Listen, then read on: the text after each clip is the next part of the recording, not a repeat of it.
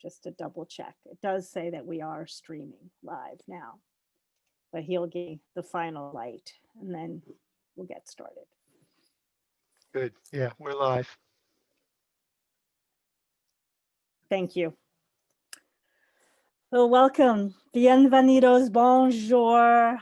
What a pleasure to be with you here on what for me is Sunday afternoon in the States. But I welcome all of you from wherever you are joining us to view today's Cultivating Voices live poetry open mic. I'm Sandy Yannone. I'll be your host today of Cultivating Voices live poetry. I'm also author of Oats for Women from Salmon Poetry. And you're here today for our first live open mic of 21 to start our second season. I'm actually joining you from my new bedroom in my parents' new house in Saybrook, Connecticut, that I've been helping them move into. And this town is where I grew up and frankly, where I started to write poetry in high school. So it does have a little special shimmer to me to be able to join you from this location. Although I'm normally joining you from Olympia, Washington on the West Coast. Well, Cultivating Voices live poetry is a Facebook group and weekly reading series that was started last March in response to the pandemic. And we keep persisting in our response week after week. We have an incredible schedule of poets and exceptional poetry coming up every week during 2021. And we alternate with a live open mic as we have today and our very popular new books showcase readings. We had our first last week. Well, a little bit about each of our hour one readers and in our first live open mic for 2021. The reminder to check out readers' bios on our group and our event pages for more information about how to purchase their books if they have books, their books, swag to support them, and anything related to their presses. I do like to encourage folks to, if you can and have the resources, at least try to buy one book of poetry today from one of our readers to support the endeavor of keeping poetry alive and well during the pandemic. I want to thank those of you who are joining us live here in our Zoom poetry studio. We have a really great, robust, as I said, audience today. And those of you watching us live on Facebook on our group page. In both venues, feel free today to give these 8 fabulous poets your love and support. I'll be introducing our first hour's poets now, and I'll be back at the top of the hour to introduce you to our hour 2 poets. So first, who will be reading today, and it is my pleasure to welcome from Kolkata, India, where it is very, very early in the morning, Dr. Medha Bhattacharyya, who is an assistant professor at the Department of Basic Science and Humanities, otherwise known as the English Department, at the Bengal Institute of Technology in Kolkata, India. Her book, published in 2020 by Routledge in London and New York, titled Rabindranath Tagore's Santiniketan Essays, Religion, Spirituality, and Philosophy. Her poems feature in international anthologies and journals, and she has obtained the prestigious award for outstanding contribution to teaching, learning, and research from Maulana Abul Kalam Azad University of Technology, formerly known as WBUT in West Bengal, India. She has been invited to deliver talks in India and abroad, including at Harvard University, Princeton University, and the University of Pennsylvania. And is what a pleasure to welcome her back to Cultivating Voices Lab Poetry. Our second reader will be Amit Dahiyabadshah, who has been an organic farmer communication planner, outdoor survival instructor, skills of observation trainer, and for the last 20 years, a full-time work poet with 20 collections to his credit. In 2004, the Senior Environment Corps Center in the park, Germantown, Philadelphia, designated Amit their poet laureate. Amit is the founder of Delhi Poetry, a movement that hosted one poetry reading a day for 10 years. And his signature poem, The Last Will of the Tiger, featured as a film on NDTV, helped raise $500,000 to help save the tiger. What an extraordinary contribution to the ecosystem and to save the animals. Well, from one of my favorite places literally in the world, our next poet, and one of my favorite hosts of poetry. I admire Siobhan Potter so much. Siobhan Potter works as an artist, writer, psychotherapist. Her practice documents experience, and Siobhan has published in written and oral form and is the first living Irish poet to be included in the Poetica Oral Poetry Archive. Siobhan founded and co-curates Not the Time to Be Silent, an online arts response to social distancing. It is an exceptional venue for poetry, and I encourage you all to try to join in some Thursday. And it is a real pleasure to have you here on the program today. And I hope you won't be too critical of my hosting, because you're the hostess with the mostest, you and Dor. And to round out hour one, another of my dear member of Cultivating Voices Live Poetry. You've seen her read a number of times with us the past year, and it is always a pleasure to welcome Amy Berry, who writes poems and short stories and is published in anthologies, journals, and press and e-zines globally, including in Southward, the Sunday Tribune, the Blue Nib, Paris Lit Up. Her poems have been translated into many languages, including Spanish, Turkish, Persian, French, and Italian. A nominee for the Pushcart 2021 Poetry Prize, Amy also was longlisted for the 2021 Trim Poetry Competition. And she's also been featured in the RTE Radio 1 Extra in Reverberation Series 2 in November of 2018, and has performed her work in Ireland and internationally, including Italy, China, and Turkey. Well, that's just hour one, folks. So would you please welcome our hour one poets, and Medha, take it away.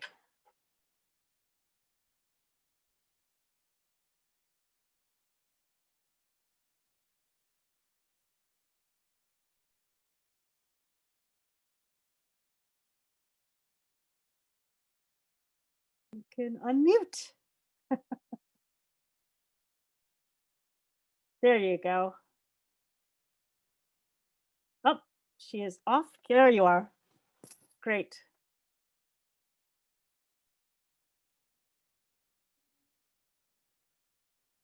You're good to go.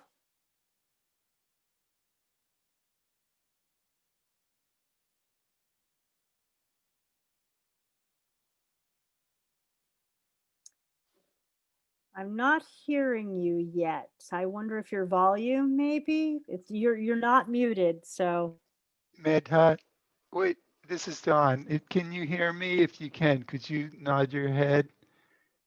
Um, I think maybe if you stop recording for a moment, let's see if we can hear you.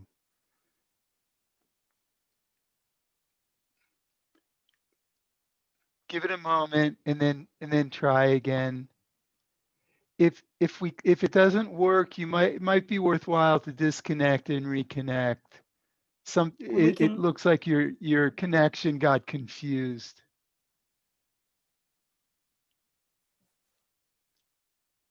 Okay.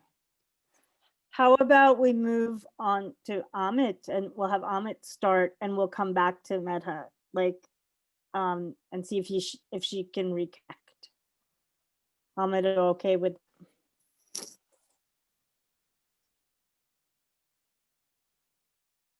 And we'll check in with Medha right after Amit reads. This is why it's live poetry, friends. Hi, can you hear me? Perfectly. My first offering is a poem called Delhi. A very fine Indian poet called Nida Fazli, who passed 2 years ago, said to me that for a piece of writing to qualify as poetry, it needs to stem deeply from your own experience. Otherwise, it's prose. And so the poems that I'm going to do with you today are poems that come from my life and the transition I made from a small village in North India to Delhi. My first offering is a poem called Delhi, where every twisting, turning, winding lane tells growing tales of mystery, where any piece of fallen stone could be a piece of broken history, where empires forged in blood and steel have stayed as saffron scent on kitchen air, where the paradox is everywhere, of an imperial city with the flavors of a village, where a pavement dweller dares to tell you what your life holds, and his caged parrot picks your chances, where a street urchin steals only the tune from your car stereo and dances, where there is still shade enough for shadeful glances, where a true love still waits to be found, with just 2 lines of good poetry. Delhi.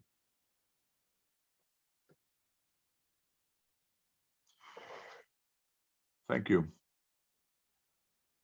You know, when you come from a small village to Delhi, there are 2 things that strike you very deeply. One is people performing a very strange activity you don't see in rural India, and it's called begging.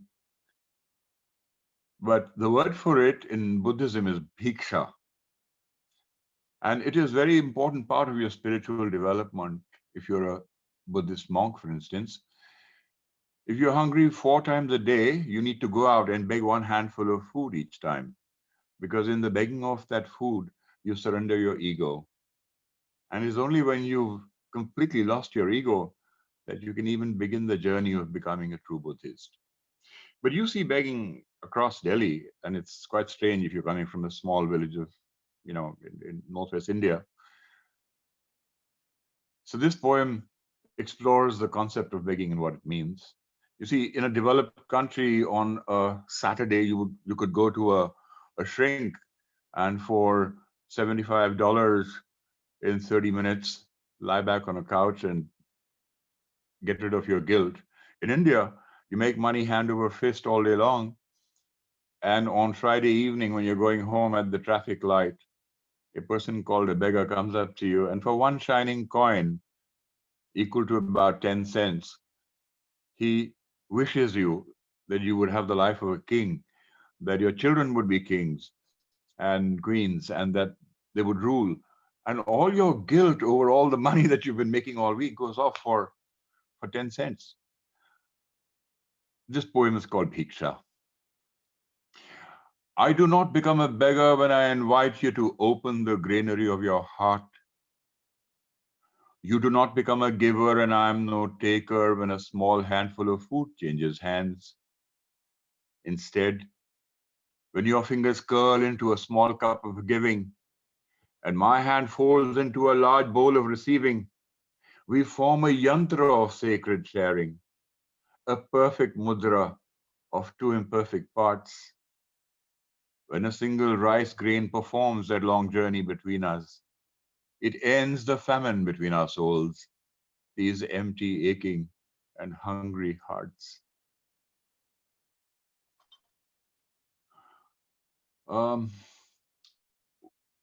Thank you.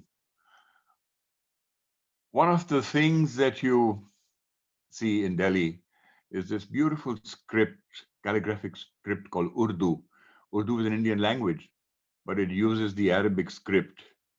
And it's an astonishing thing if you come from where I am, because my language doesn't have a script. And I know what it means to not have a script, because then other people will write your history in a way that suits them. So this is Urdu, one of the courtliest and sweetest languages for poetry. It uses the Arabic script. So the poem could just as well be called Arabic. But unlike Arabic, which is quite harsh and guttural at times in its cadence, Urdu is beautiful and sonorous because it has elements of Persian and Hindustani in it. Urdu. Night stars impaled on blackbuck horns. Night stars impaled on blackbuck horns, the crescent curve of moon, sand dune, the sharpness of acacia thorns. Of these the script of Urdu born. Oh, how the marsh reed celebrates every drop of wetness in the ink. Long flowing strokes and hesitates to contemplate and pause to think. They say that wisdom is the journey's wage upon the ivory prayer bead trail of vanished herds. They say that wisdom is the journey's wage upon the ivory prayer bead trail of vanished herds. The pen caravans across the desert page, bearing the fruit and shade of sacred words. My parents were both freedom fighters, and my friends like to say that there ought to be a law against two freedom fighters marrying each other, because then this is what you get, a maverick poet who insists on breaking all the rules of poetry, refuses to conform to form, and basically lives outside the circle of academic influence in poetry. So this poem is dedicated to my parents. And it's relevant in the light of what we've just experienced in the US as well. Poem's called Whose Republic? One by one, turn by turn, the cat and the bat and the crow and the rat have taken my city. One by one, turn by turn, the cat and the bat and the crow and the rat have taken my city. Insomnia rules the night and fear of the siren and the flasher rule the day. And that broad promised highway into the future is taken up by the motorcades of the politician, the shaker and mover, the power broker, the wheeler dealer, the spin doctor, the troubleshooter, leaving only a tiny lane for we the people to navigate our way precariously ahead. In 70 years, we the people have been broken and tamed. The have-nots have been bought with false promises. The haves have been bought with tax loopholes. The middle class is ritually slitting its own throat upon the sharp edge of the credit card. And the last of the freedom fighters are breathing bravely on life support systems. And we, the children of the freedom fighters, we're doubly damned and doubly doomed. For we have not learned to look the other way or turn the other cheek. So shoot me thrice when my time comes. once in the gut to balance the pain of so much hunger and unequal living, once in the heart, for it was a fickle thing and always too easily broken, and once in the head, for always thinking the impossible and dying to make it happen.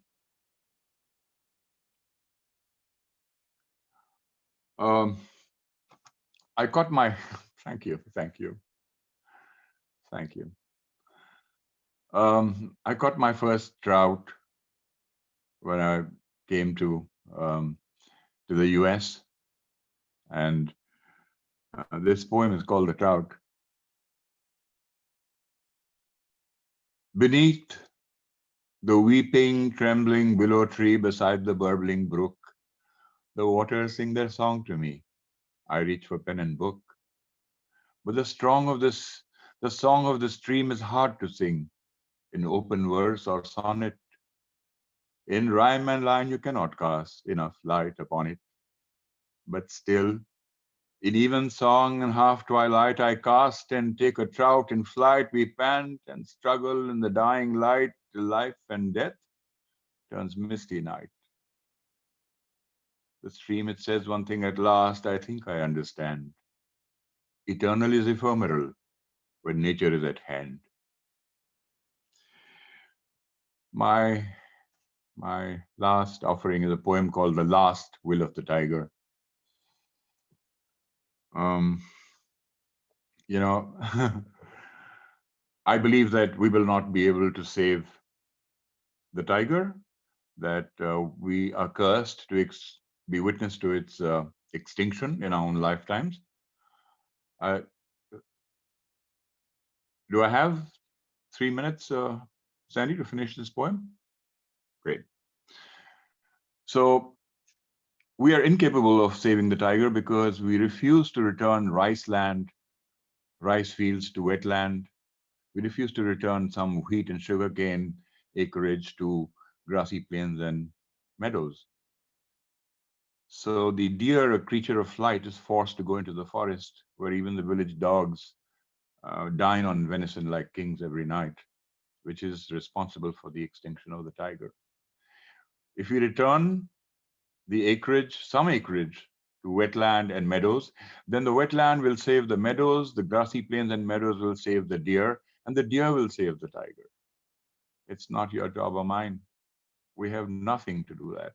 And so before the last tiger goes into extinction, as God's great creature, he will write his will. And this poem is called The Last Will of the Tiger.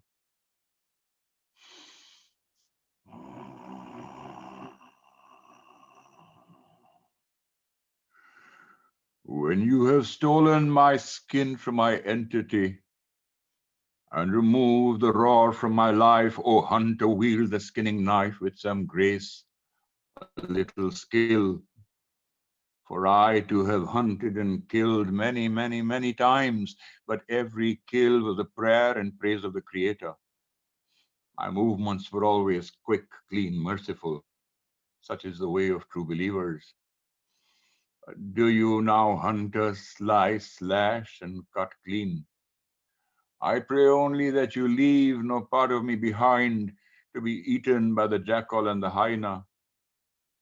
For I have ruled this forest on behalf of the Creator himself, and there is no honor in a king becoming carrion. So take the sacred color from my coat, send it back to the maker of sunsets. Take the darkness of my stripe and return it to the shadow and the undergrowth and the night, for that is where it was obtained. Take the white from the fur of my belly and send it back to a new ice age that it returned to avenge me. Send my roar back to my maker, that he fills the heavens with my rage at this shabby end, for a true king ordained by God himself. Send my claws to the young of the rich and the highborn to save them from their own nightmares. Send my teeth to Tibet that their aspirations for freedom find new teeth. Send my bones to China that they find a cure for the fear that builds such great walls. Send my fat to Singapore that they learn to make a balm that is mine, not merely a name. Send my shit to the alchemists, for that is the only substance they have not yet tried in their efforts to invent gold. Give my entrails to whoever shall have them. But hang on to my eyes, you puny murderer, that your tribe might know that you did not fell a creature beneath you, that I looked you in the eye and did not flinch when you shot me. Instead, I am turned away, released from the cancer of your footprint.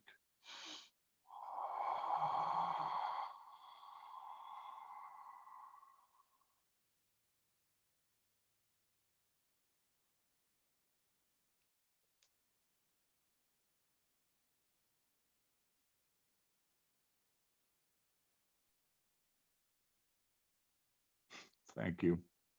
Thank you.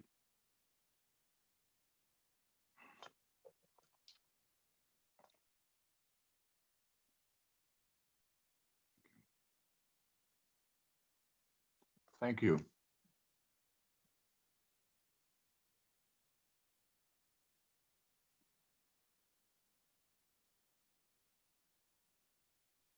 All right, it looks like we have you back. Welcome. Go right ahead. Thank you. Sorry for the technical issue. So, am I audible right now? Okay, great, great. Thank Yeah. you. Thank you so much. Thank you for having me here. The poem I'm going to read is I Document, and was written a few days ago, and it goes like this. Every moment of my existence, I document my moments of lonely passion, my moments of wholefulness, the shrieking modulation of hawkers selling their goods, vegetables, fish, flowers, date palm jaggery, buyers of worn out, discarded clothes. Every conversation that we had, every day of those 9 months, every emotion, every feeling, everything that could be described or felt, or every moment of security and insecurity, every moment of dreaming and aspiring, I document, just document, holding on to everything, and yet living in the present. It seems I have lost the woman I saw exactly a year ago. It seems coronavirus, like a science fiction monster, has slowly started eating into her core. What is it trying to destroy? The physical, the emotional, the creative, the intellectual, the spiritual? Which one of these? Or are they all of these? Somehow, sometimes, it feels the solid ground beneath my feet has been snatched away from me, just as a woman feels while standing over the gigantic cracks of an overwhelming earthquake threatening to swallow her entire existence. Does it feel like Sita? Maybe. Taking willful refuge in Mother Earth, unlike this time, where the woman was caught unawares. I want to break free, forever free. The shackles of any bond is not for me. I tried hard. I need to be myself, search for myself, seek myself out amidst the crowd of undefined, confused identities thrust upon me by others. Go on a quest to find that woman. Hold on to that woman from a year back, rising like the phoenix from the wispy ashes of coronavirus with hood higher than before, emerging, a stronger woman, a more forceful woman, a fierce woman who can hold on to this strange post new normal world with a grinding ability to cope. Life must always go on, like a projectile, pulling backwards only to be propelled at a higher force.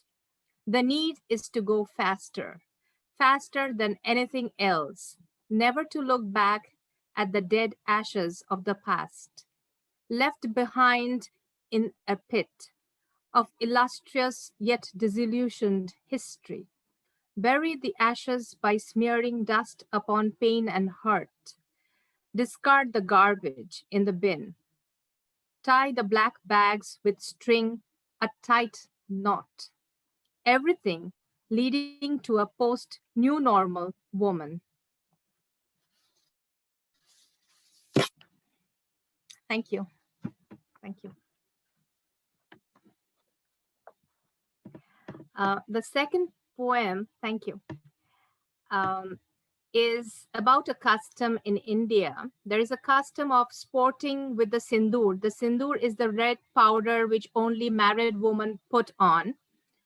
And the custom is called Shidur Khela.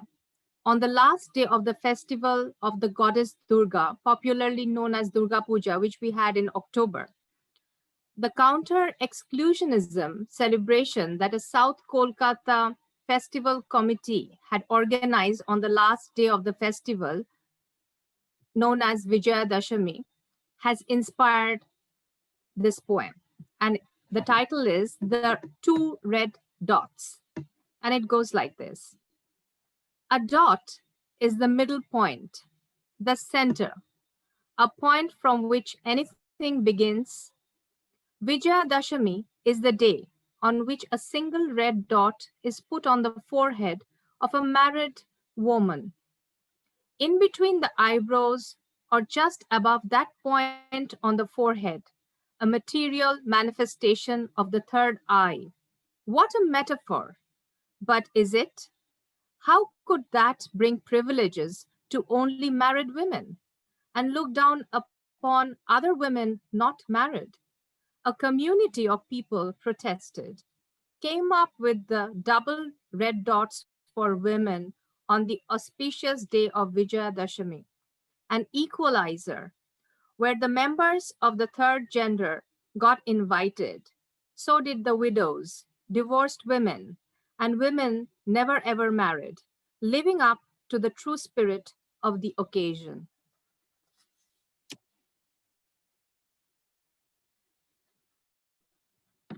Thank you. The next poem is called Kali. Kali is a goddess in India, and we celebrate the Diwali. So Diwali is very famous everywhere, and it is worship of Kali.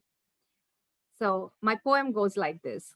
Kali, a word denoting power, love, bhakti, the name of an extremely powerful goddess, the destroyer of all evil forces, a term of empowerment for all in whom the fiercely feminine aspect dominates. In these difficult times of the pandemic, the woman goes an extra mile. She juggles her household activities, work, bringing up children, maintaining her mental health as well as physical. Efficiency is her watchword. In the COVID-19 pandemic, her role is threefold more: maintaining the home and workplace and shuffling within the space in between, the two effectively. She is the Kali, the immortal within the mortal, the infinite within the finite, worshipped by all.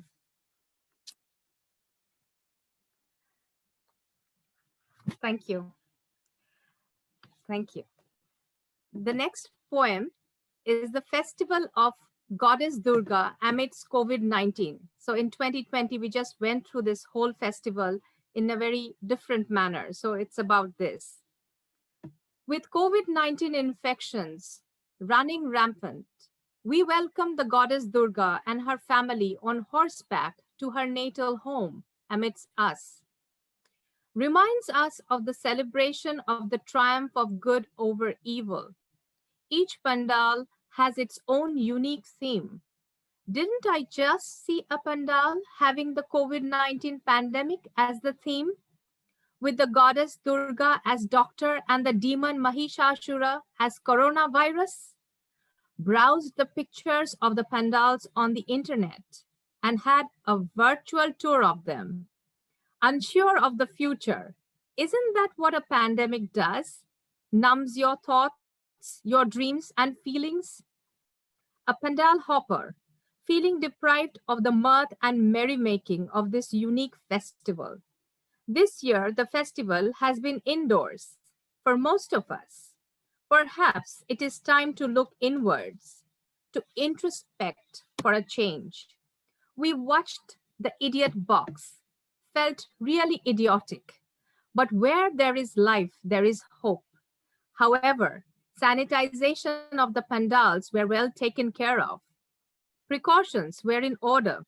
So was social distancing with extreme seriousness. A tough year, 2020, has been for all. I can hear the music and mantra chanting via the loudspeakers. We could offer our prayers to the goddess so that she can fight the demon through us, make us strong, may we survive the demonic wrath. While the goddess returns to her heavenly abode with her children, bidding us to fight our own battles and succeed, bidding us not to lose hope. Thank you. Do I have a little more time? I just want to read a small poem. Thank you. Okay. Okay. All right. Thank you. Okay. This is titled The Mysterious Lady of the 21st Century. This is worse than a snapshot. A woman, her life, our lives. She is happy with her husband, cute to her boss, a handmaid to her children. A woman who hides her dissatisfaction. She is not to let anyone know of her predicament. Is she the 21st century woman with silence as her watchword? If she breaks it and complains, she is tagged bad. Is she the brand ambassador of a chauvinistic society where working women are seen as available and unmarried women termed too used? One day she dies a natural death, but we know it's a suicide, not to live and stand up for her rights, wishes, needs. One word from her and the world would have been a better place for all womankind. Is she that woman, one of our kind? Thank you so much.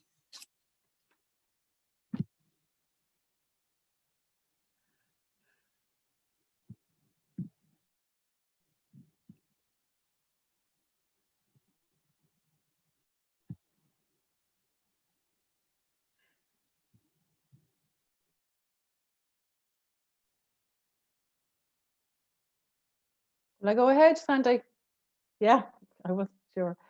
Hi, everybody. My name is Siobhan Potter.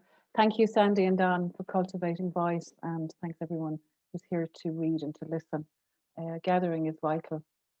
I'm going to say a little bit. My practice documents experience, and the line of inquiry determines the medium.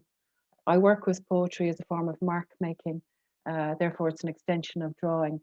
And I'm exploring the intrinsic capacity that both drawing and poetry have for embodied relationship, the poet and poetic body as the mediator between the divine and consciousness, self and other. Other in the sense of the personal and the transpersonal sense of other. I favour oral poetic form because of its allegiance to poetry's function, which is to remember in order to not forget. Poetry midwives the expression of personal and collective unconscious processes, representing the voice of archetypes in order to understand what is happening in the psyche.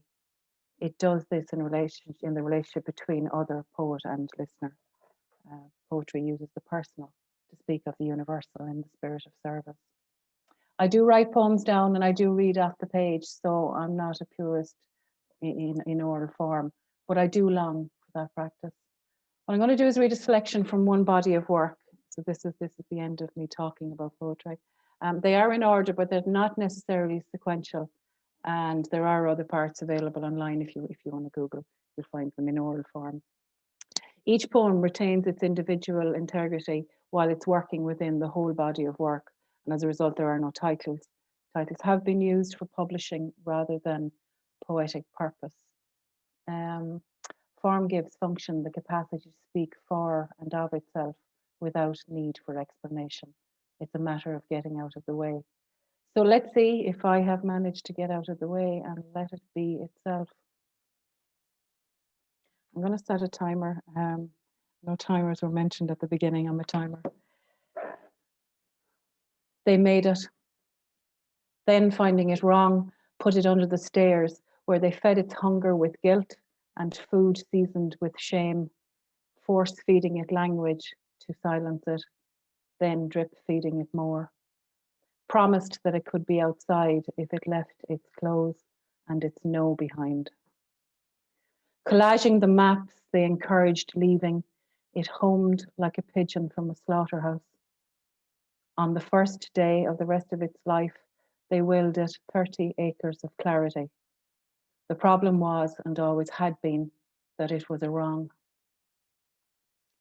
The way out is clothed in no, and always will be.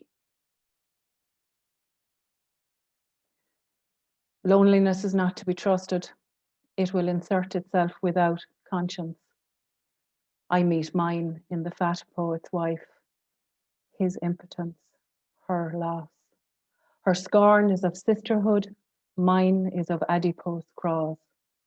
I am blessed with a man who lets me have secrets. I keep lonely to myself. There is a smell from the hearth of poems tarnished by desperation, yielding to fire. In the 3 breaths it takes for you to get to snoring, I watch your face fall backwards through your life to a sleep that threatens to drag me into it. I'm grateful for the hatred snoring brings. 64 years of hurt cascading is more than I can do post-orgasm. Breathing, barely. Bed sharing is ridiculous. Bed sharing my bed is ridiculous.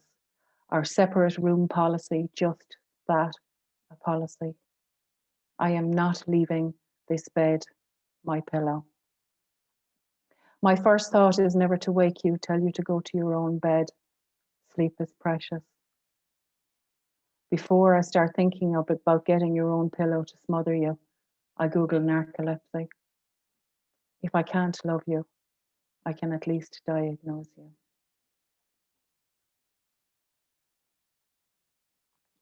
Abandoned met contempt and thought he'd arrived. His by and her of. She fed him plate loads, familiar hidden things.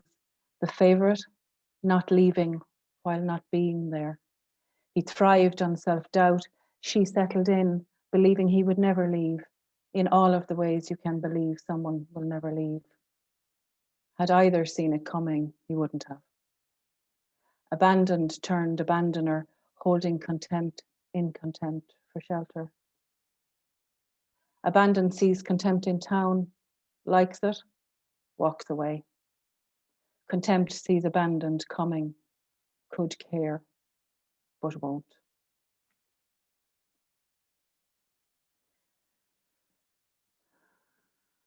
She has eaten porridge from the pot for so long she has forgotten that she does it. Her neighbour, out while she eats, reminds her. Pot scraping, rebounding in the walled garden, mortifying. She reaffirms her commitment in the liminality of the kitchen, the last ignominious mouthful soothed by the mocha pot, her second favourite. Despite what they tell you, there are favourites. The porridge pot, his, now spoils of divorce. Her grandmother fed her dog in a saucepan. He had the shed to himself, had himself to himself. He loved that pot.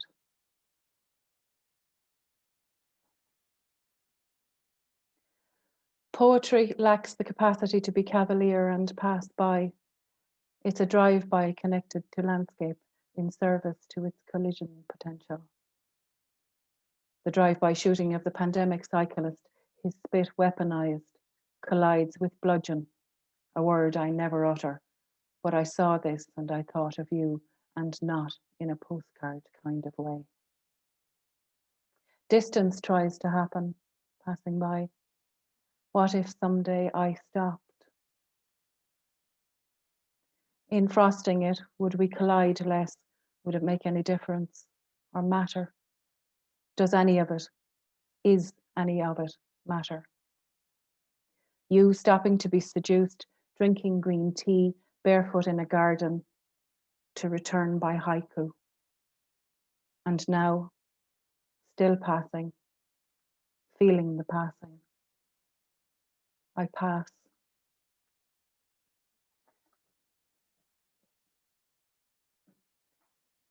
Eat meat and give thanks. Time is coming when the potato will fail again and nobody is going to come for us. When we accept that, we will be free. Lentils, chickpeas, and plant-based proteins are not indigenous. We will eat meat like our famine forefathers, and while it's not quite time to decide which of our neighbours or children to eat first, we might throw an eye over this while we have access to clear heads. Although everything dies, some will live as seed carriers. Elect to thrive like the first forms that crawled out of water become mud, rise from this mud changed, understanding there is no right to life. Thriving requires faith. Cast aside, it waits. Ecological is to be part of something too big to comprehend and to not need to. Fun fact, the virus doesn't care who is vegan or spiritual or a survivor. Soon we will be up on all 10 toes, running in bodies designed to run, driven like the dinosaurs to die in our current iteration. Rest easy, the planet will not die. It will change to rid itself of us. Trying to arrest the death of a species misses the point. Death is as much part of life as life itself, and it's almost here. In time, there will be nothing left to burn but the tires, and burn them we will. Learn how to hunt, eat meat, eat it raw, enjoy the lentils. No one is coming to help us, and nothing is wrong. Thank you, everybody. Thanks, Andy.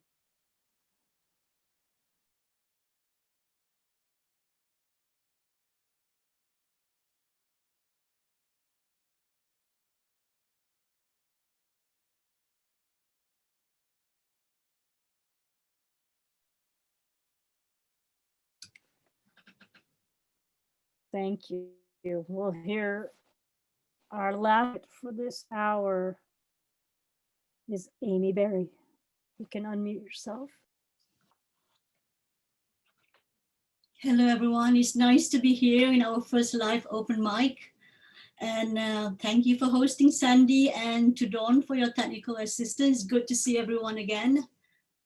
I would like to present a poem, which is a really love poem. And it was inspired when I bought this book, Shakespeare in Love, in Shakespeare's birthplace in Stratford-upon-Avon, and it's called Fiery Passion. It was recently published in Geography is Irrelevant by Stereo Books. Fiery Passion. I wish I could bury in finality a lingering pain deep in the Pacific Ocean. I wish I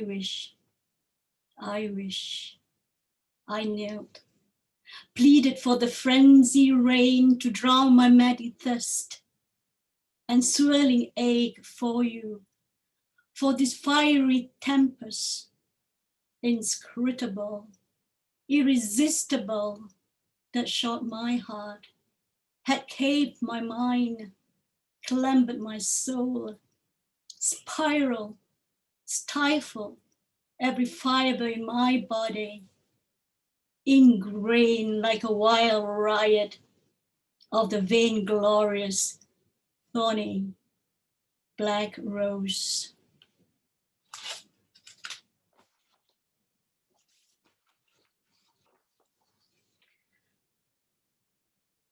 My next poem is to dedicate to my brother, a chef, a painter, and a singer.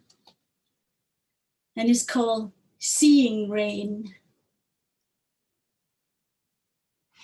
A song like fruit hangs in front of me, whose lyrics fly with the wind, his boyish face to the sea.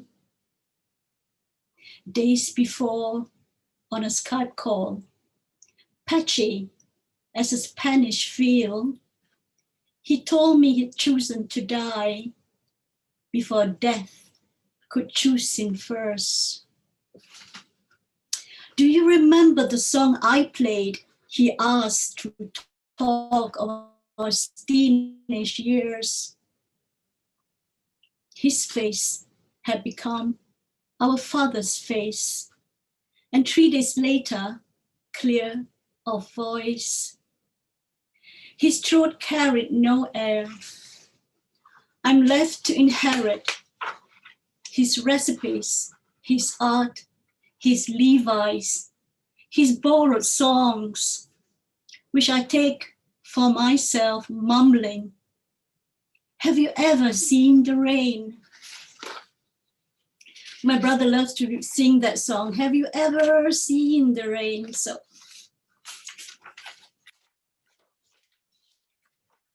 and the next one is a poem that's inspired by the waking of Willie Ryan by John Broderick. John Broderick is an Athlone writer from my hometown.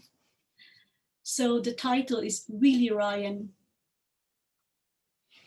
He hears the manic laughter of a fly, sits up among thistles, remembering. The eyes of a red fox lash on his, but he takes no notice. Repeatedly clenches, unclenches his nerve-riddled fist. A gunshot echoes, deafens the silent field. Birds scatter as fox blood glisten, red fur giving itself to the dirt. His world just ended. A black fog drapes. He hears the manic laughter of a fly.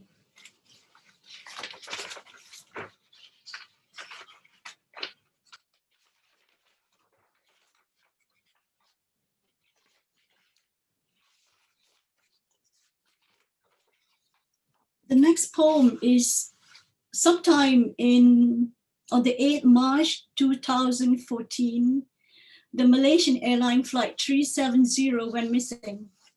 It was scheduled to arrive in Beijing from Kuala Lumpur, and the MH370 is still a mystery. So my next poem is called Missing. The air around the room hums and stutters, the staccato sound of voices.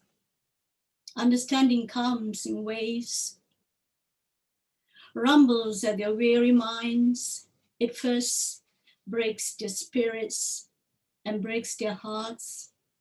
Then it pokes at every organ and every limb, shaking their bodies. And it all comes out in stream of tears cascading down his cheek. A dire time, a difficult time. They miss their loved ones, more than words can say. Desperation growing, and all together in silence they pray at morning, at noon, and evening. Unknowable fate, a battling riddle of the last shadow cast by MH370.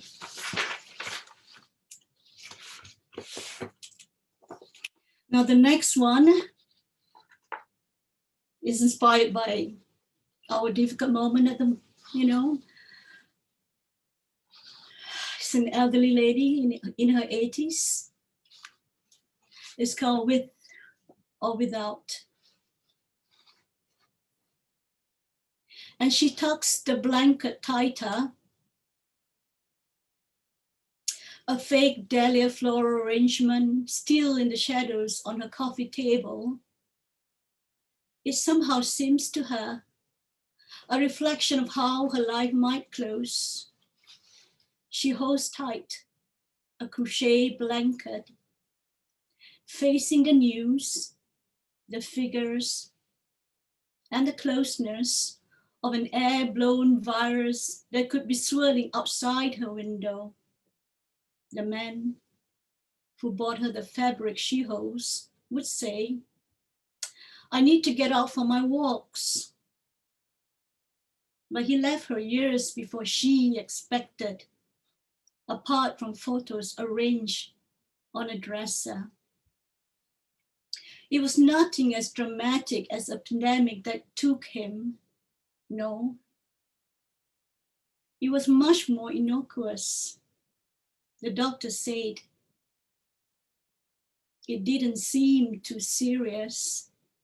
Oh, she had offers of company, but for 30 years, she preferred to live alone.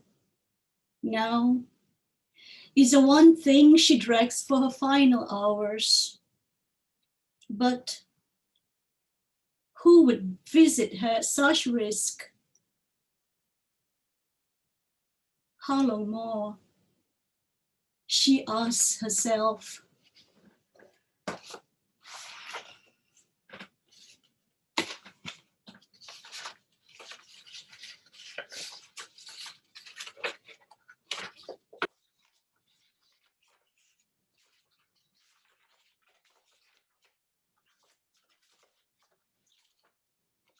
And do I still have the time? Sorry, Sandy, do I still have time? Yeah, okay. And now I'd like to read a poem, a tribute to my late father. The sand of my father. Death is a cruel taunt. I used to hurdle snug beside him as he slept. Remember how he used to chase me to the water's edge, frolic in the waves. I got silly butterflies when he caught me, lifting me high and clear. Always a special necktie to try with his favorite shirt, dabbing cologne on his skin and clothes. He stood in front of the mirror. Do I look okay? When I stood eye level, he was gray and bald, hearing not as sharp as it once was, but he heard me speak to his doctor. I dreamt of your mother last night. He fell silent for a long moment and gazed at the rain-threatened twilight. We spoke no other word. Thank you.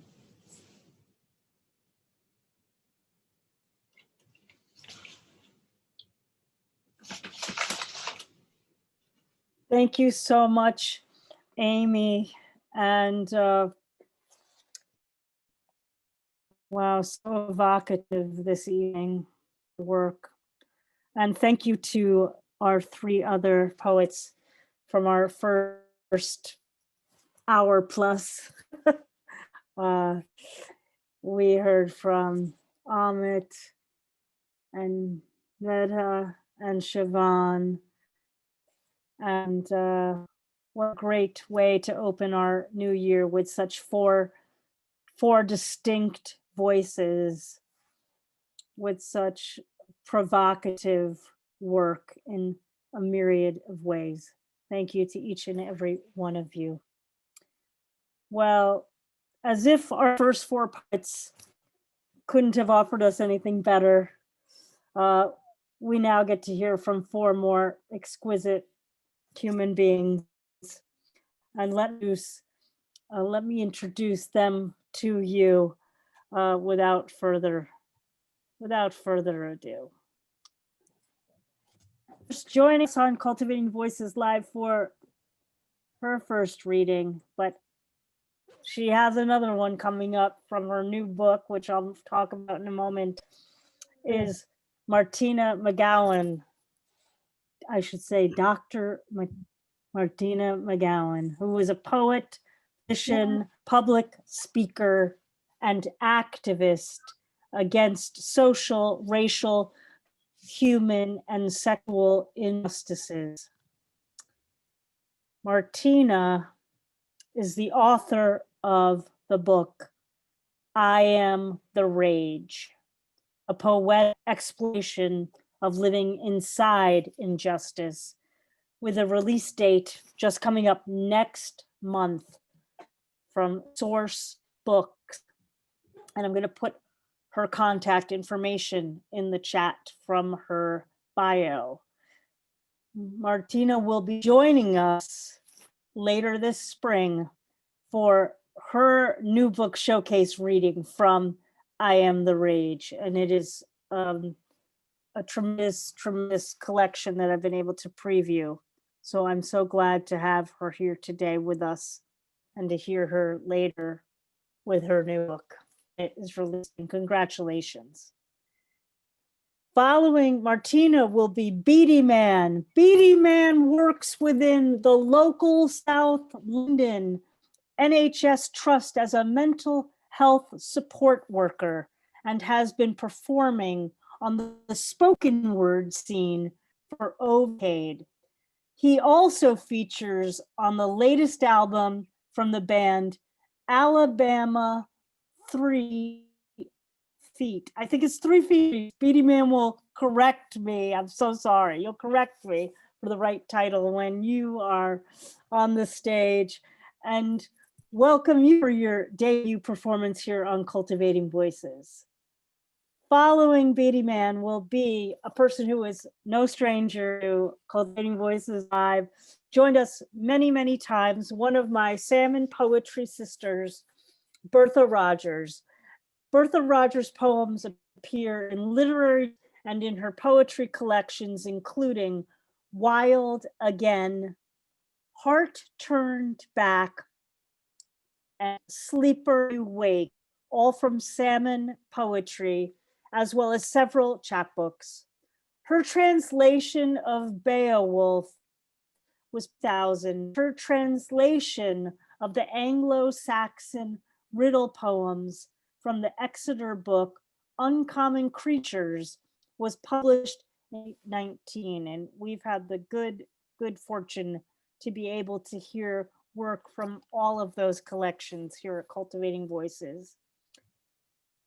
Bertha, who's co-founded Bright Hill Press and the Literary Center of the Catskills in 1992, the current Poet Laureate of Delaware County, New York.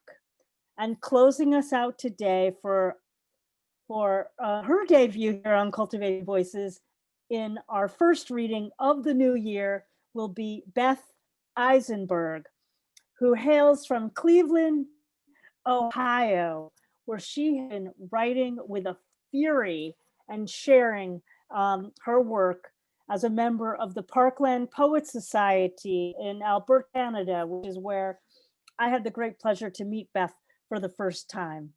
Thank you to our two poets. We're looking forward to hearing from all of you. And please welcome Martina McGowan. Thank you, Sandra. Thanks everybody for the invitation. This first poem is taken from a recent news item, a new but recurring theme in our mental health problems. Mental health check. Wrestling with the angels and the demons, I am Jacob, perched on the extension ladder between heaven and hell, struggling to find the middle ground caught between my twin selves of light and darkness. The voices all clamoring for attention inside this tiny chamber holding my brain, unable to distinguish or discern the dialogue, all loudly babbling nonstop, more loudly than the people standing beside me, also trying to instruct me. Craving silence, I hear myself screaming into the void, lending my voice to the cacophony, trying to speak above the din. Suddenly, a red rose blossoms from my chest. It punches, then it burns a little, then a lot, then nothing. Thankfully, the inner pandemonium is finally silenced as I fall from my ladder. To where? To meet the other dead boys. As life's miseries finally leave my side, as the shadows of hell now creep toward my loved ones, standing there on the steps, fading from my sight, I have no time to say goodbye.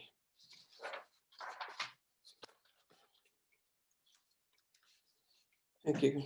This next one is called What If We Were Brave? What if we were brave together, and we learned to drink the undrinkable, stood steadfast and assured in the face of the seemingly untenable, could synchronize our emotions to this moment, perfectly pitched and timed, the way our hip bones know how to match the desires of our feet and our hearts when we dance and walk and love? What if we assume that we know where we want to go, knew we would survive any fluttering of ruffled feathers, could inhale deeply to soothe our own unruly hearts? What if we wore memorial stones as pendants, as precious as a string of pearls? Would truth permeate our bones, tamp down our natural acts of self-sabotage? Would our will and backbone support us as we yielded only to our true natures? What if we could translate every occasion of our passing into something we could latch onto and act on rather than worry over? What if we were brave together, like we understood why we have come together, to acknowledge that we only have loan of this small sliver of infinity? Would we act more courageously? Could we fight injustice, weather the labels we might attract, or would we still stand, awaiting further instructions from the universe and let eternity slip through our fingers again? No, let us be brave together this time.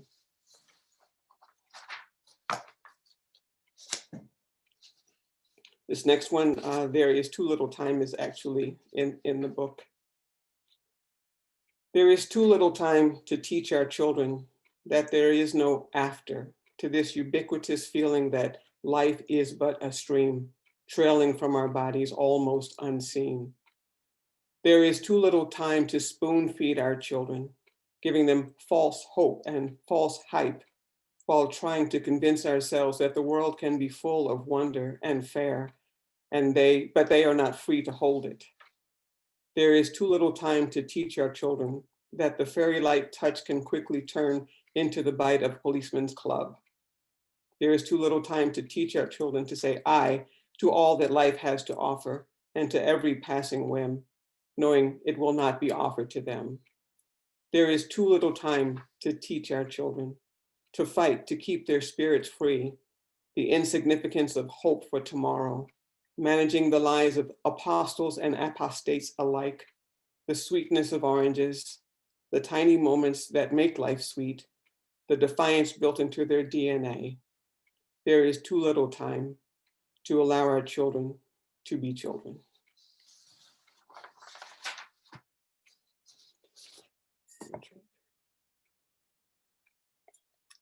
Thank you. This next one, I Am the Rage, is the anchor poem for the book. I am the rage. I am the rage, whirling just beneath the surface. I am the dream deferred again. I am the promises needed and repeated, but never kept. I am the air between light and dark, fueling flames that burn, but can neither be consumed nor satisfy its own abiding hunger. I am the glowing embers you continue to poke and prod with meanness that bubbles over onto the streets. I am the ravenous appetite to destroy something, anything. I am the ever-present clanking chains in the belly of the cargo hold, struggling to love myself, a thing you have taught me to loathe. I am the dismal days and the inky skies. I am the niggardly feeling that there is not enough, will never be enough. Money, land, freedom, education, life to satisfy us all. I am the outrage that flares every time you say something foolish like, I thought you were already free. I am the disappointment that breathes hot and silent every time I am dismissed, discharged, dishonored, cast aside, counted as worthless or meaningless. I am the melody that lies inside every Negro spiritual that sings praises of diminishing hopes in this life and a brighter, fairer world in the next. I am the mother who wields the belt that cuts both ways, that beats my children in hopes that you will spare their lives.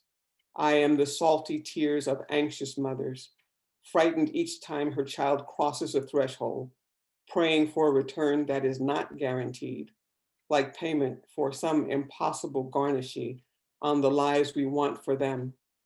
I am the furthest point from you, thrashing about in the sea of doom, gasping for air. I am the dark fiber that runs through our shared history that will not allow you to forget, a constant reminder to us both that I can never go home, can never find home. I am the rage running unbridled through the streets. I am the fire this time. I am the rapacious thirst seeking justice for all on these dusky days and obsidian nights. I am the rage that lives within the powder keg of unfulfilled lives, awaiting the spark. I am the rage. I am the lost sheep. I am the muted prayer that we will see each other clearly one day.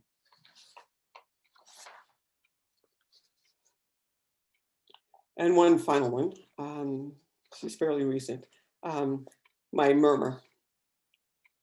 My people love me, and I love them.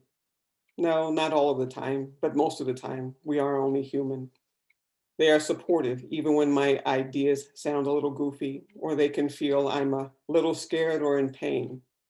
We are a quiet lot, mostly introverts, trying to pass for ambiverts, doing terrible imitations of extroverts when we must, but we possess heart language.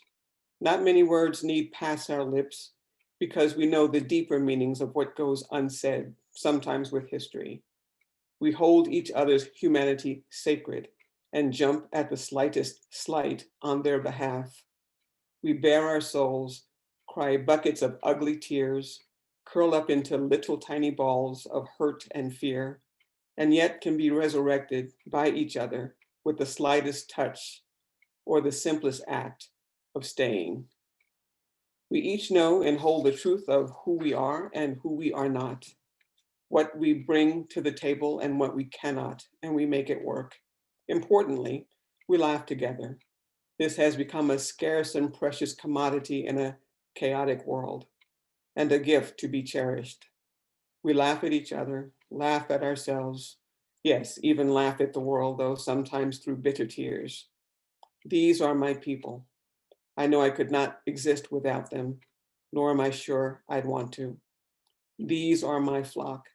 These are my murmur in times of confusion, my horde, my pack, my ride or dies, my A-spoon coons, my tethers to reality, my lifeboat when I feel defeated or hollow.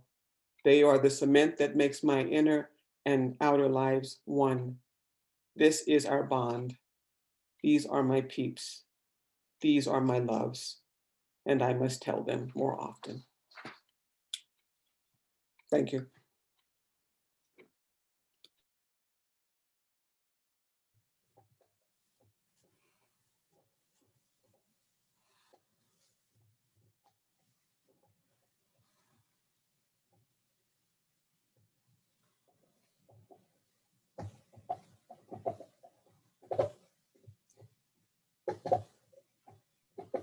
All right, Beady Man can unmute and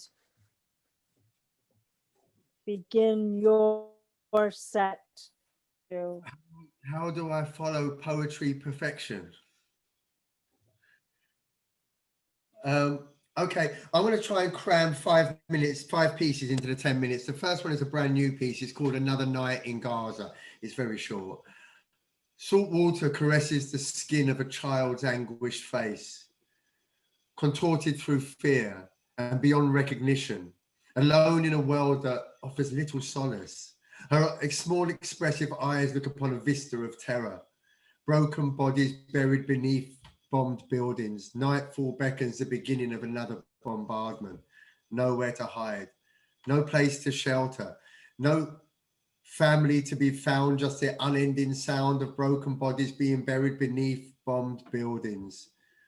The thick congealed blood causes her hair to stick to the dust-covered head. Salt water caresses the skin of a child's anguished face. Another night in Gaza. The next piece is called We Are Many, and it goes like this. I see the streets I walk down that almost look the same until I scratch the surface, and then I see the pain. I see the children of friends into poverty are born, and 0-hour non-contracts have now become the norm. I see the disparity in wealth is now bigger than ever before. Food banks, food vouchers, bailiffs at the door. I see them redeveloping our communities by taking away our homes and breaking down our neighborhoods to the bare bones. I see a hostile environment for the Windrush generation, yet my father was one of those invited here to rebuild this nation. I see our beloved NHS, an institution close to our hearts, bled dry by PFIs and being privatized in parts. I see homeless people sleeping in the doorways of this town, yet countless properties are empty, boarded up or shut down. I see mental health and well-being wearing ever thin. The social care cuts mean people struggle with the demons within. I see friends judged fit for work, and even though they are sick, and then taking their lives because they can't take no more of it. I see a government that could not be any worse, where our lives come second and profits come first. I see that those in power can no longer ignore the voices of the disenfranchised who are screaming, no more. We must all repeat the mantra and hold it to be true, that we are many and they are few. Okay, the next piece I would like to give, there's a content warning here. It is about like prostitution and sexual violence and so forth. It was formulated in my head. I was walking home one night and I see a very young looking girl getting into a big posh car, and I formulated a story when I got home and wrote this down. It's called Fawn. The misery of her life is etched in her eyes. No close ties, just a series of goodbyes. What holds her here tears her apart. The haze helps her to forget where did it all start. A misogynist dream, just an object to lie on, a punching bag for a pimp with no one to rely on. She moved here to escape the hand she was dealt. Glazed eyes, now arm outstretched, teeth clutching that belt. Sweet relief, just moments away, but tomorrow won't be just another day. Long ago, you lost your dreams along with your fight. Ain't no time for fantasies, reality bites. The things that you've endured over the last year are more than anyone should be asked to bear. You fled your hometown to escape the abuse, just to find yourself once again being used. Bright lights, big city. This ain't no fairy tale existence, working 14-hour days at the end, left with a pittance. Collapsed veins, frail limbs point to the way that you're living. Battered and bruised, these streets are unforgiving. It was just a few weeks back that she had an abortion. Fight or flight for her, it just ain't an option. She's built up debts, there's only one way she can pay. Filthy floors, dirty alleys, selling her soul every day. She thought that he loved her as he slowly drew her in. Weed, coke, then crack. Now all she craves is heroin.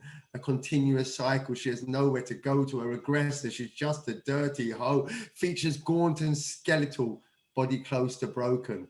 Eyes deep set and voice so softly spoken. And you'll see this girl's story is so fucking obscene as tomorrow she'll turn 15. The next one I'm going to do, because it's been like just over a decade since I've been doing spoken word. This was the first piece that I ever performed at an open mic in October 2010. Yeah, and it's called One Kiss. Come with me. Let's spend some time. We'll correct the world's problems as we sup on a pint. walking side by side, clasping hands tight, dancing to forgotten tunes all through the night, making love fully clothed, staring to each other's eyes till the last bell rings and we must go to face the bright sunrise.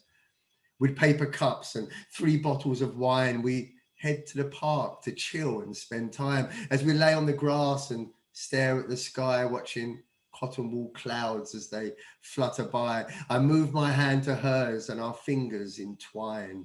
I turn my head to face hers and she in turn faces mine. As we move closer, our lips touch and an orchestra plays. It's moonlight on a clear night. It's a million sun rays. It's golden colored leaves falling from late autumn trees, the aroma of freshly cut grass and a cool summer's breeze.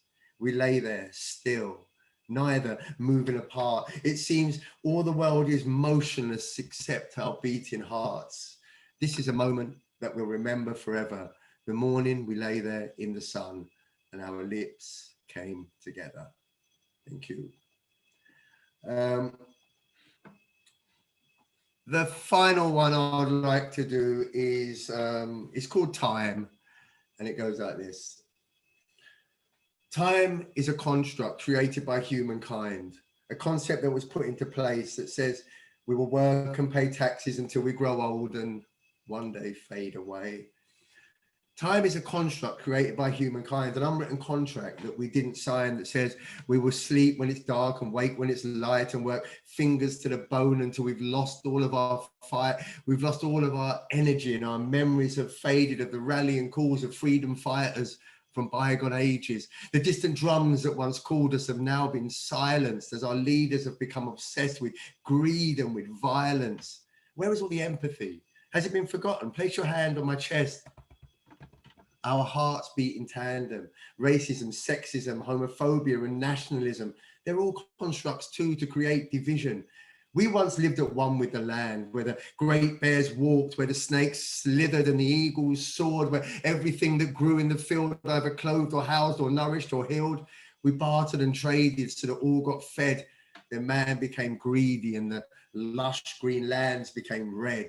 We all became tribal and borders were created. Our ancestors were enslaved and subjugated. We got caught up in a cycle of savage behaviors and forced upon others, those that we called saviors. Diseases and war wiped out whole civilizations and the oppressors created new nations. All love had gone for our fellow man, just thoughts of amassing more gold and more land. You see, time is a construct, and they say lest we forget whilst building the aircraft carrier, the drone and the fighter jet, chemical weapons and nanotech to kill, to maim, to spy and to wreck. Are we desensitized to a child washed up on a beach or a drone that kills a kid whilst he plays in the street? And why is one religion seen as better than another and the color of his skin means that he can't be your brother? The polar ice caps are melting, oceans filled with plastic. I cry when I think of all the species that are dying. They continue to raise the rainforest to the ground and the demons that lead us are still climate change denying. You see, time is a construct created by humankind. And we too easily forget the carnage we've left behind. They will continue killing and plundering over and over, but we can overcome this madness if we all come together. It's about love. Love in its purest form, love of the most basic kind, the love that we once had but seem to have left behind, the type that embraces all humankind, that lives within us all and screams, we still have time. Thank you.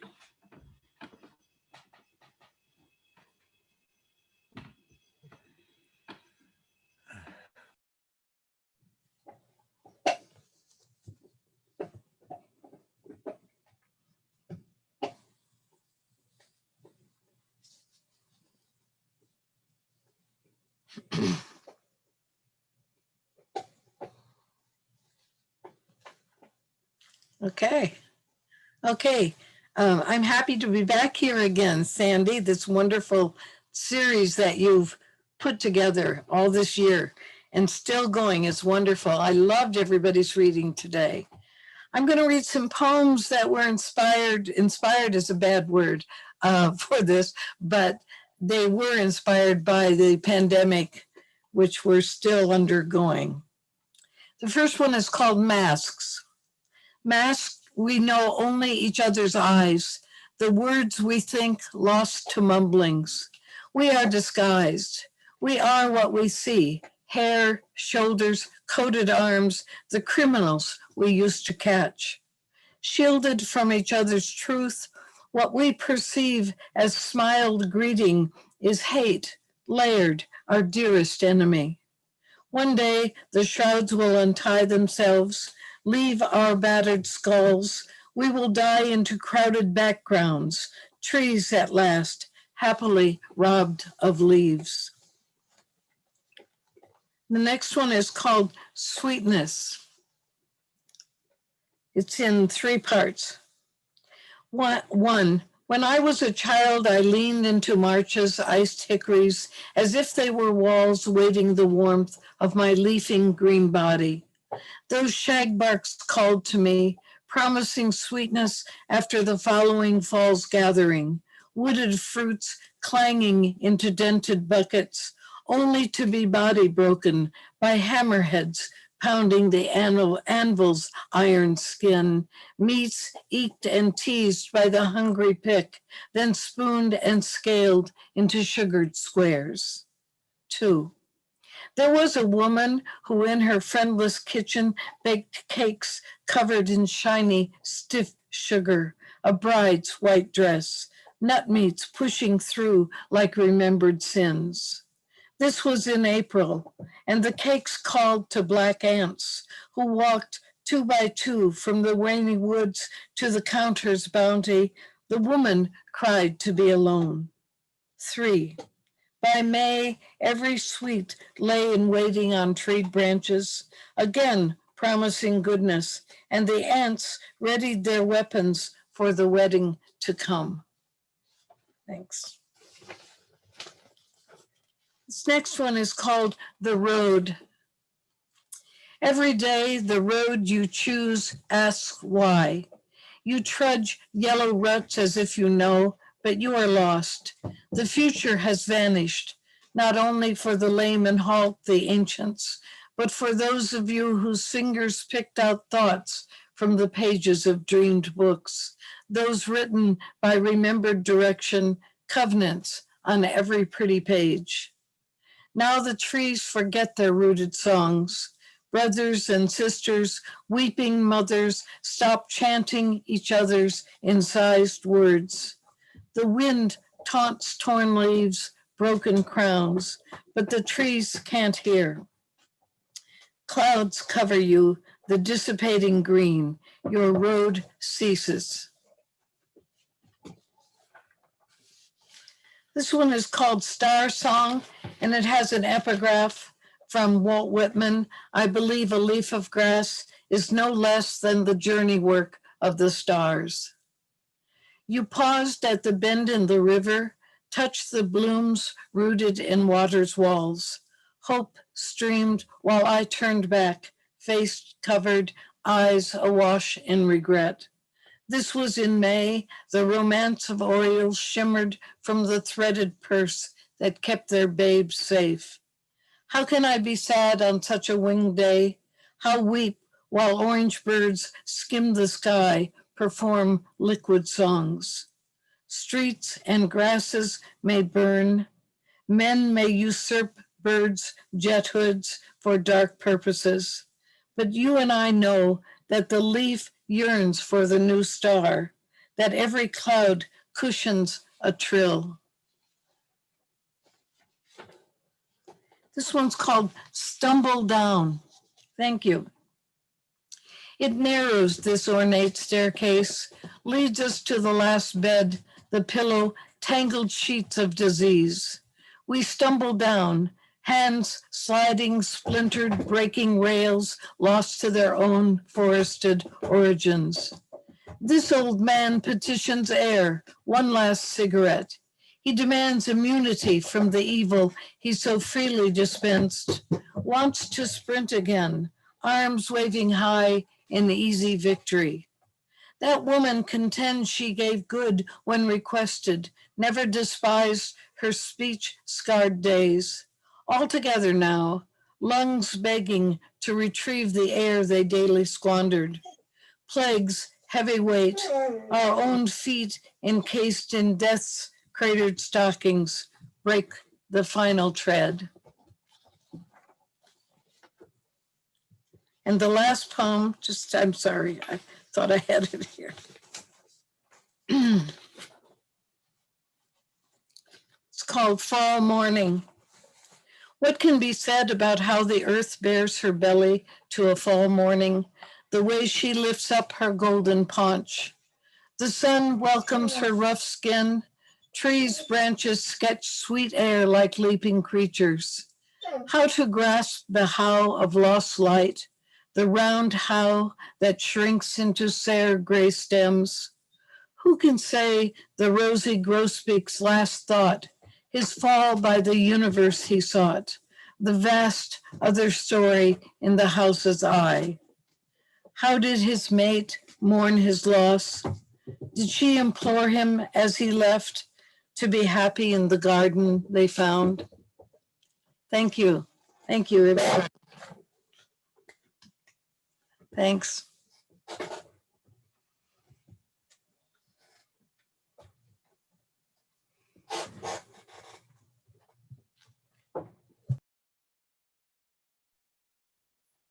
Well, our final poet today is Beth Eisenberg joining us from Cleveland. Feel free to unmute yourself. Hello. I'm going to read a few poems. The first one doesn't have a title. Actually, I don't think any of them do. I see myself in your character up on the silver screen. Our troubles are different, yet neither one of us fully accepts ourselves. We are both born different. No amount of effort will change who we are. It's hard for us to accept. People think stories are frivolous, fluff, and entertainment. It is so much more. Stories let us see who we are. They teach. Without them, the world would be empty. And this next one I wrote right when the seasons were changing from fall to winter in the beginning of October. There's a crisp breeze in the air. The sky is gray against a backdrop of bright orange, red, and yellow leaves. Another year is almost gone, and another season approaching. I've almost missed it all. The outside has become my only escape. Gone are the trips to the movies, the dinners out, gathering with friends and family. For now, most of my world is virtual. The time spent outdoors, now sacred. A simple walk around the pool or the block. Breathing fresh air takes on a whole new meaning. Life is made of small moments. I don't want to miss any. There's two more. This one is written in a few weeks ago. And in the black of night, the heater softly humming a lullaby. But sleep isn't coming this night. Not yet. Adrenaline is coursing through my veins. Praise heard lights up my synapses. Calm will come and sleep. It's been a fine day. And this is the last one. Voices all around, expressing opinions. Scary tales of devils gone rogue that I do not believe. Still, the fear rises. What ifs continue to abound? The world is a safe, scary place to be. But there are no devils roaming around causing chaos. There are humans being human and their innocent, complete control. The unexplained continues to be unexplained, devil or not. Thank you.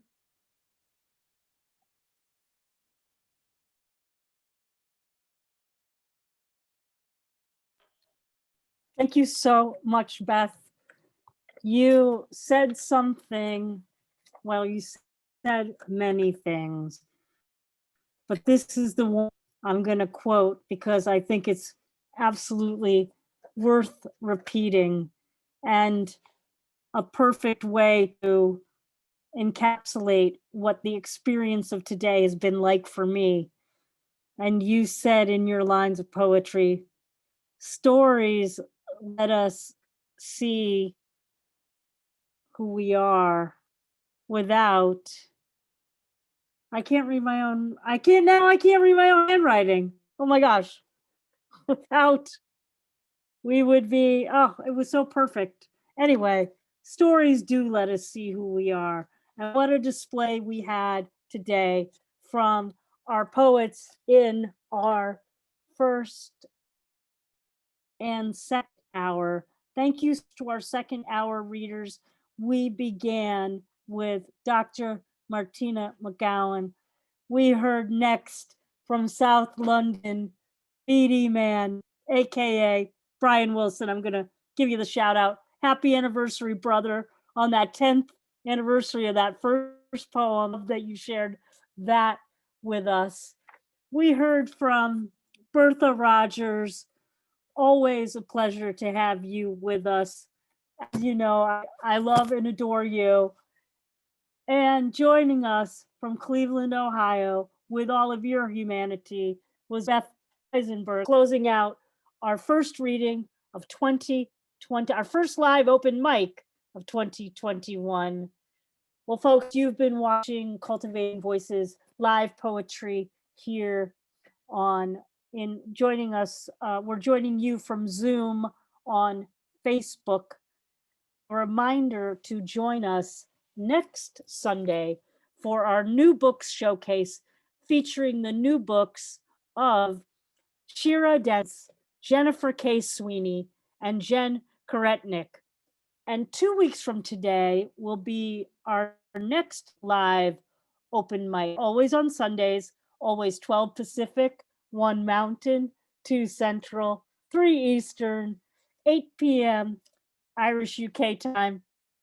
We had a little glitch this week with the sign up. I mean, obviously, you don't know that, but you saw all these great poets. But it came up a little late, and there were some folks who had expected who were there to sign up.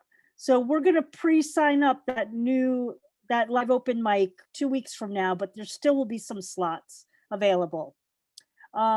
So come early if you want to read, because this week's filled up within an hour. And I look forward to hearing you all.